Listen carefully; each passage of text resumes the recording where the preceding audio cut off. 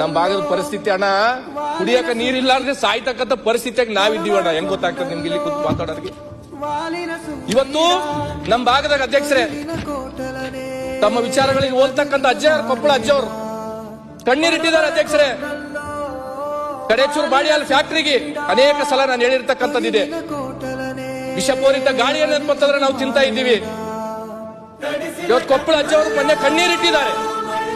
ಇಂಥ ಫ್ಯಾಕ್ಟರಿಗಳು ಬಂದ್ರೆ ಅಂತಂದ್ರೆ ನಮ್ಮ ಭಾಗದ ಜನ ತೊಟ್ಲಕ್ಕೆ ಹೋಗೋರು ಕಡಿಮೆ ಆಗ್ತಾರ, ಸ್ಮಶಾನಕ್ಕೆ ಹೋಗೋರು ಜಾಸ್ತಿ ಆಗ್ತಾರಂತ ತಿಳ್ಕೊಂಡು ಇಂಥ ಫ್ಯಾಕ್ಟರಿಗಳನ್ನ ನಮಗ್ ಕೊಡ್ತೀರಿ ಉತ್ತರ ಕರ್ನಾಟಕ, ಕಲ್ಯಾಣ ಕರ್ನಾಟಕಕ್ಕೆ ಹೇಳ್ತಾರೆ. ಮೊನ್ನೆ ಅಜ್ಜವರು ಹೇಳಿದ್ರು, ಸರ್ಕಾರ ನಮ್ಗೆಲ್ಲರಿಗೆ ತಾಯಿ ಇದ್ದಂಗ, ವಿಷ ಕೊಟ್ಟರು ಕುಡಿತೀವಿ, ಹಾಲು ಕೊಟ್ಟರು ಕುಡಿತೀವಿ ಅಂತ ತಿಳ್ಕೊಂಡು ಕಣ್ಣೀರಿಟ್ಟಿದ್ದಾರೆ ಅಧ್ಯಕ್ಷರೇ. ಇದು ನಮ್ಮ ಭಾಗದ ಪರಿಸ್ಥಿತಿ ಅಧ್ಯಕ್ಷರೇ. ಚಲೋ ಚಲೋ ಫ್ಯಾಕ್ಟರಿಗಳೆಲ್ಲ ಈ ಕಡೆ,